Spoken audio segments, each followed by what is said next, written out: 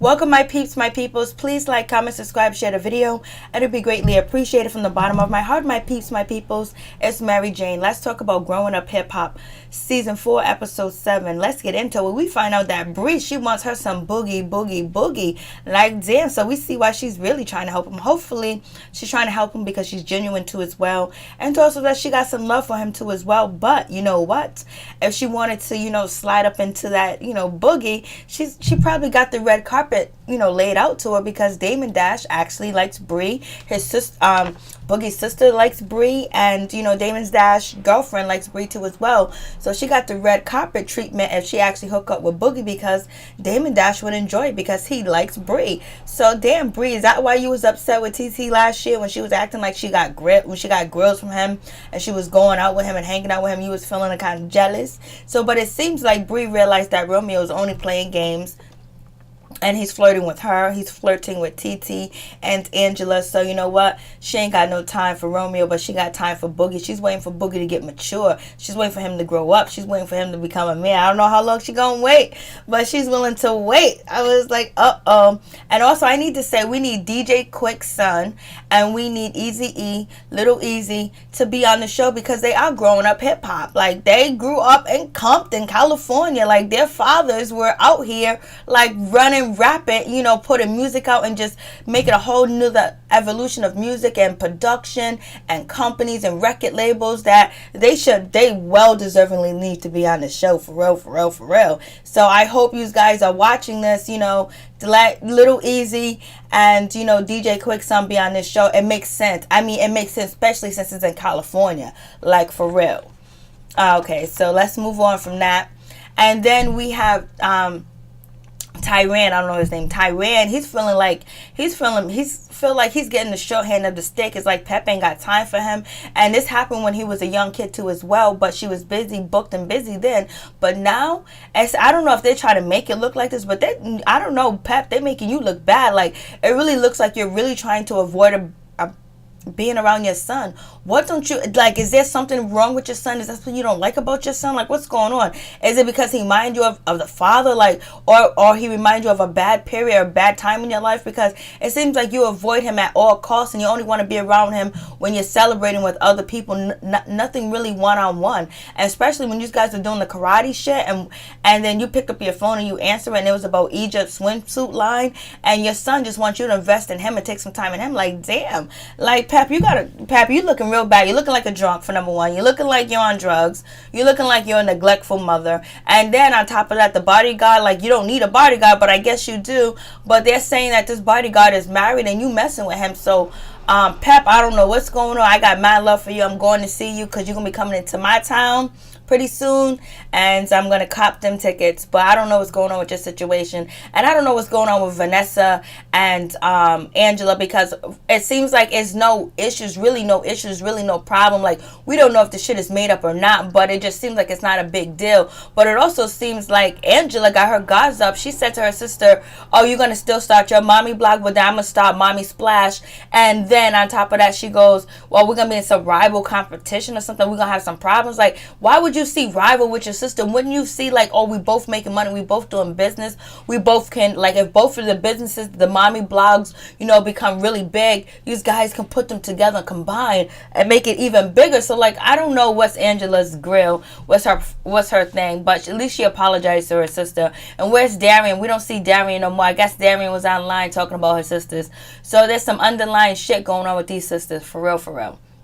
Okay, that's on. So let's get to the episode. Let's talk about Master P. He went to prison.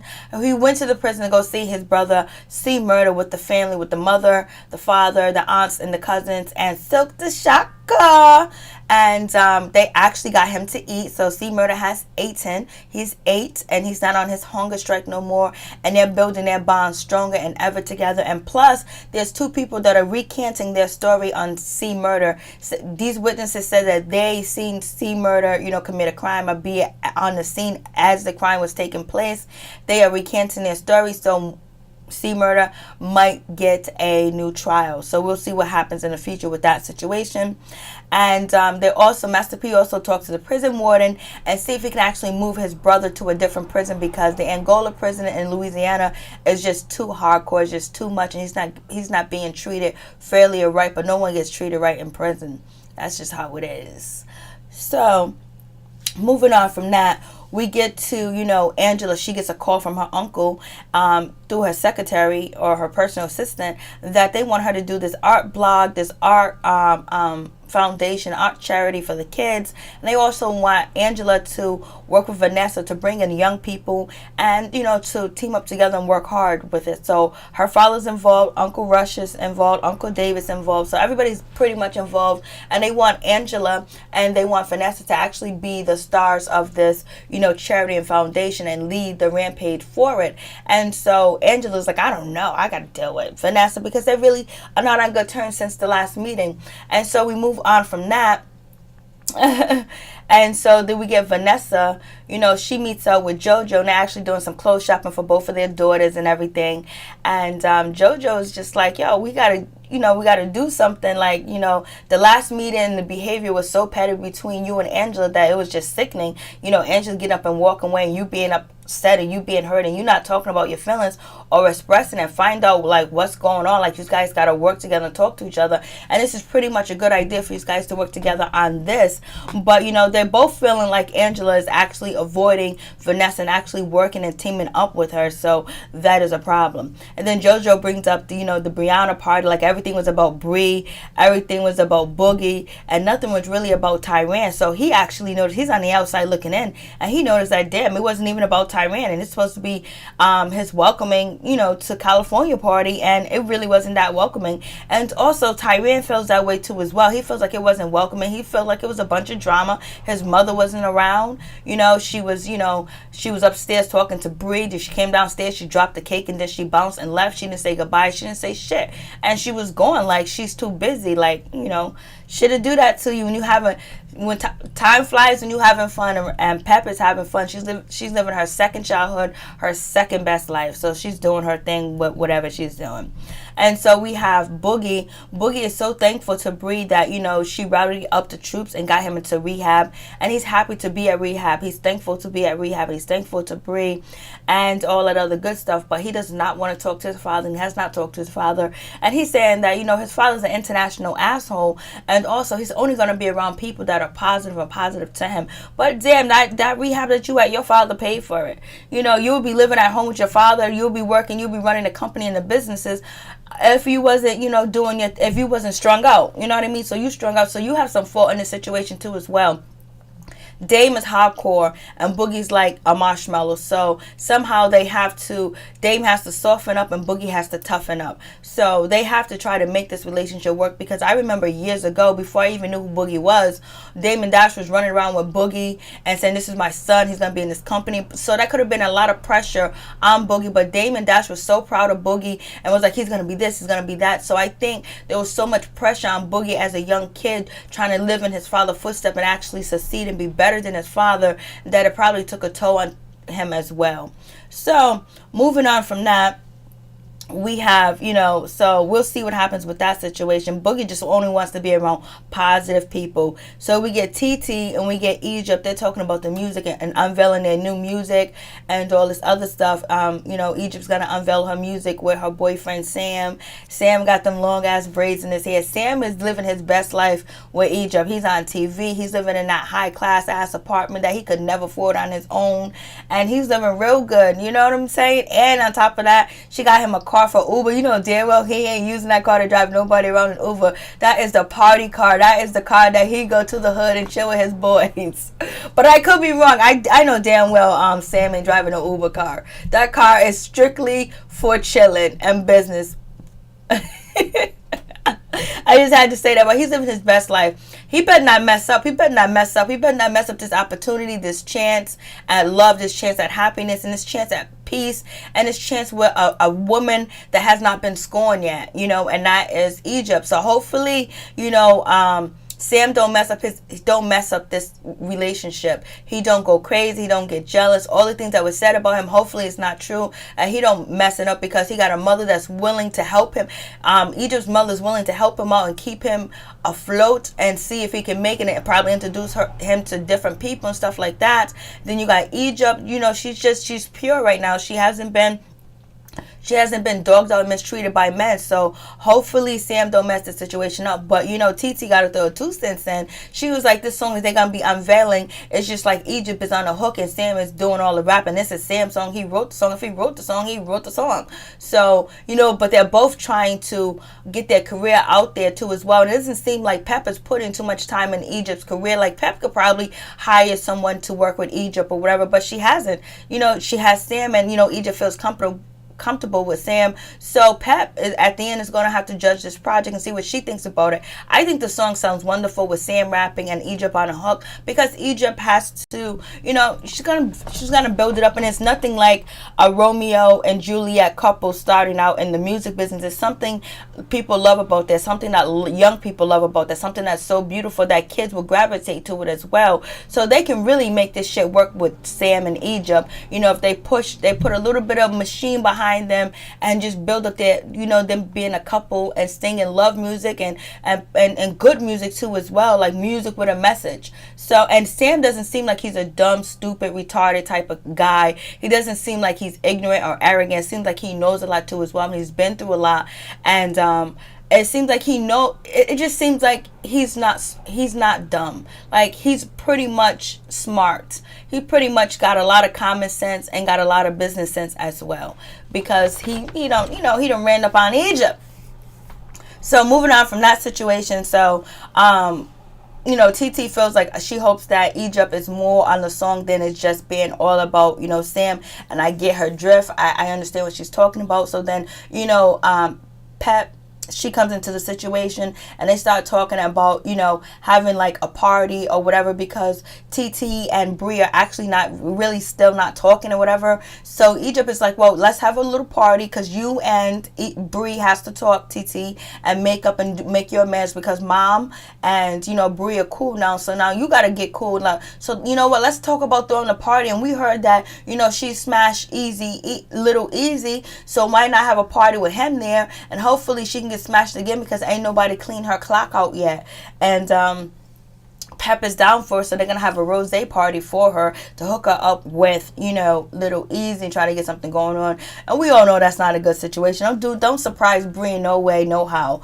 And so we have Brie. She talks to Boogie. Her and Boogie having a good time, and, you know, on the phone, but he just still doesn't want to speak to his father. We have Brie that goes to meet with Damon Dash, and he wants to know, hey, what's going on with my son? Have you talked to him? Anything, you know, popping? And she was like, yeah, he's doing good, but he doesn't want to reach out and talk to you because you're like the gangster, you're like the street guy, and Boogie's not that. So she's trying to explain to Dame that he has to soften up and be more softened, and more, you know, emotional, and more, you know, let some of that hardness go and just show some emotional love that his son wants to see from him. And so, you know, Damon Dash was like, yo, there's a problem. My son was on drugs. Fix it. Done. Move on. Move forward. Damon's one of them guys that don't relish in the past. He don't relish in, like, mistakes. You just move on. Let's pick up the piece and keep going. And Boogie, at this time, he needs a hug. He needs security from his father, and knowing that his father is going to, you know, not hold it over his head that he's been addicted to drugs and he's a drug addict. And hopefully next episode we don't see no bullshit that this show and everybody else is gonna have a party with Boogie just getting out of rehab and gonna have alcohol and drugs around him, because if that's the case, I'm gonna have to smack everybody at the damn party, because that's some bullshit. This kid is suffering. He could die. With the videotapes that Damon Dash won't show and how messed up he is, especially when he was getting ready to go to rehab, when he had that yellow bag floating in around like that, he looked like a straight up custer. He lives over a bar suffering from alcoholism. Like, yo, I hope they don't put him in that bad situation. WeTv, you need to get smacked if y'all allow Boogie to be in the environment of all that alcohol. You guys should have stopped filming and be like, Boogie, your father said if you do drugs, you can't film for us. So I don't know. So we'll see what happens with that situation. And then we also get, TT, she talks to Tyran, and Tyran is really not happy with his mom because, she showed up, left at his welcoming party, dropped the cake, didn't really speak to him. As soon as he came into town, she went on to a date, and she hasn't really been around. She hasn't really been visible. And then he finds out that, Pepa's doing a swimsuit line for Egypt, and he was like, damn, I wish my mom would invest in me and take some time in me and do, and try to fulfill some of my dreams and do something that I would like to do, because he feels left out. He feels like the stepchild. He feels like he's getting the short end of the stick, and the way that the way the show is being filmed is making it look like Pep was that way with him, for a long time. Because he said that his mom was his hero, his mom was his everything, and all of a sudden all that changed. Pep, you dropping the ball with.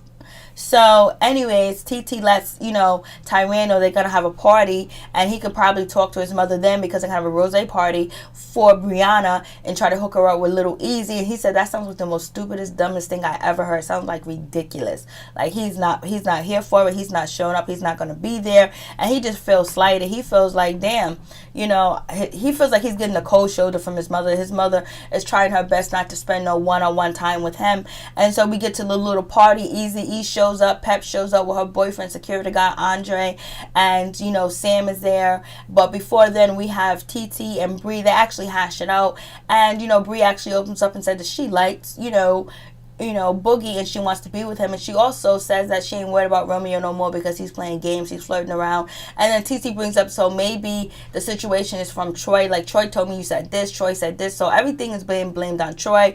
But TT also feels that Brie she said a little bit of the shit that Troy said that she said. So they winding it up. So everything right now seems to be good. Like they're back on good terms. They're back at being good friends, and they just chilling. And so then that's when little Eazy comes in, Sam comes in, and everybody else comes in, and Egypt comes in. And so then they're trying to get, TT's doing a little speech talking about, come on, we're trying to hook you up, Eazy-E, and JoJo shows up too. We're trying to hook little Eazy and Brie back up together and see what's going on so he can clean out her clock or whatever. And so then Brie was like, I'm gonna punch you so hard it's gonna take you 30 years to realize we're gonna find you where we left you at. And then she's also like, damn, I done already told this girl that I want Boogie. Boogie's not a bad looking guy. Well, Boogie got some issues. So and I don't know, we'll see what happens, because it seems like Brie will be able to walk all over Boogie. So that situation is done. And so we get Eazy-E and Brie. They own up to they smashed like 12 years ago. The sex was good because they had sex multiple times, so it's all good, it's all candor. But it doesn't seem like they're going to be smashing anytime soon. I would like for him to be on the show. And Brie and TT do talk, and Brie says, TT, your clock hasn't been clean either. You haven't got your vagina cleaned out either. And so TT's in her confessionals, and she was like, Brie needs to get her vag clean or whatever. She's like, oh, I don't mean to say that her vagina clean. I mean to say she needed service. I thought that was so funny. She was like, oh, no, because she was like, oh, God, Brie's going to take this the wrong way. So we're going to see what happens with that situation. We got Romeo and Master P. They meet up at the cemetery, and they basically hashed it on. Romeo and Master P are so happy that their family is coming together. Their uncle came together that see murder. And also Master P is happy that him and his former wife, which is Romeo's mother, I think they got divorced, are actually on good terms and they're actually talking. And Romeo feels good about that situation too as well, because we know Master P's wife or ex-wife was trying to sue him and get money, and he put everything in Romeo's name, and that's why the mom came after to sue Romeo, because he was helping Papa hide all that money. So that's the situation with that. And they got other kids, other small kids that I think that are with the mom, because we don't see the kids on the show. We barely even see Romeo, really, if you want to be honest. So they're bringing their family together, and they're happy with that. They're happy. I know Master P is supposed to be dating some rich white woman that owns like diamonds and stuff like that. Some people say she's a millionaire. Some people say she was a billionaire. I have no idea. I wonder if he's still dating her. But she ain't showing her face on the show either. But she wouldn't. So we'll see how that situation goes. And so then that's when what's her name? Pep wants to know why isn't Tyran there, and TT was like, well, there's a reason why he's not here. I'll talk to you later. I'll tell you about it later or whatever. And so, they end up talking later, and she ends up, TT ends up telling, Pep that, hey, the situation is that he feels left out. He feels jealous. He feels left out. He feels like you don't have time for him. You're not spending time with him. And that's a problem. So then, Pep said, oh, he's jealous. Nothing is ever good enough. Nothing's never enough. And so TT was like, please don't start the conversation off like that. Please don't talk like that, because that's going to push him farther away. So they're going to have a meeting. They're going to try to talk, but Pep is going to be too busy. Even when they're doing the Karate Kid lessons or the karate lessons, she's on the phone talking about Egypt and her swimsuit line. And so we get JoJo. JoJo meets up where Angela just like tell Angela like, yo, you petty, and like you've been dissing your sister for a long time. Like, you haven't only done it once, you've done it multiple times, so you need to talk to her, you need to apologize, you need to sit down, listen to what she has to say. This is going to be a good thing for you guys working on a charity event, but Angela, you need to own up to your behaviors and your dissing and your disrespecting. So now we have Angela and Vanessa. They meet up, they talk or whatever, and Angela actually apologized for Vanessa, but I think there's still some underlying like grievance going on between them, because Vanessa wants to do her own thing now, and Angela doesn't really want her to do her own thing now, because she thinks that they're going to be competing, be rivals. You guys are sisters. You bring the business together, make more money. But I guess this is something contrived for them to have this argument. But it just seems like Angela is not really rocking with her family like that. Like, she wants them to not ride off of her coattails. That's what it seems like. And then Vanessa, she's just like tired of it, because I guess, they're raised to be tight, to help each other out. And Vanessa, Angela's just like, yo, I'm trying to do my own thing. I got this going, I got that going. You don't need me for everything. And Vanessa was like, we're sisters, we're supposed to do this together. We're better as a force than apart. So we'll see what happens with that situation. I was just like, whoa. But at least Angela said that she was sorry to her sister. I don't know where Darian comes in. I don't know if we're going to see Darian again, because I know Darian's online talking about some shit or whatever. But JoJo did mention that, is it the pastry business or is it another business, but it's something that's really deep and deep-seated that you guys need to talk about. And JoJo's like, even though Vanessa is the older sister, it's just something going on, Angela, and you being real petty, and you can just be mean really quick. So we'll see what happens. Peace, one love, I'm out.